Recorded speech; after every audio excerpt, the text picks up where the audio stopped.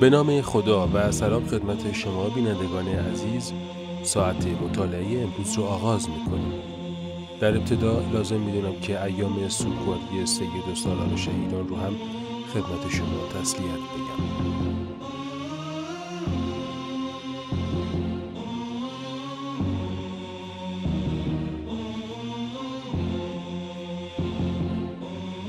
در چنین روزی عبیدالله ابن زیاد ملعون دستور داد تا سر مطهر حسین علیه السلام را در کوچه و بازار کوفه بچرخانند.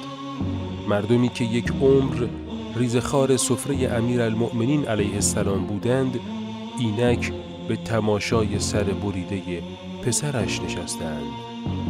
ناگهان صدایی ملکوتی طنین انداز شد.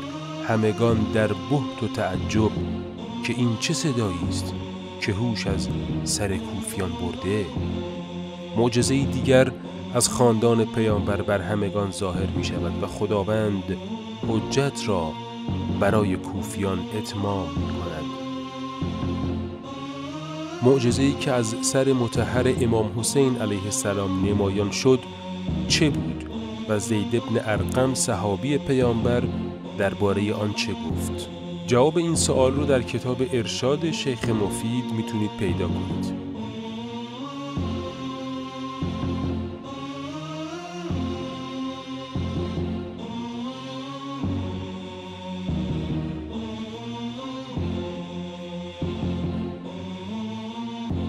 از زید بن ارقم این چنین نقل شده که گفت: در آن روز من در اتاقم نشسته بودم هنگامی که سر بریده حسین علیه السلام که بر فراز نیزه جا داشت از برابرم گذشت.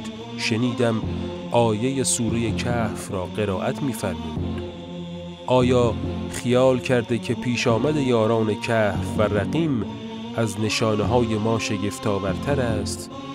به خدا سوگند به مجردی که این آیه را از آن سر بریده نورانی شنیدم، مو بر بدنم راست شد و عرض کردم به خدا سوگند سر بریده شما شگفت‌آورتر از پیش آمد اصحاب کهف است.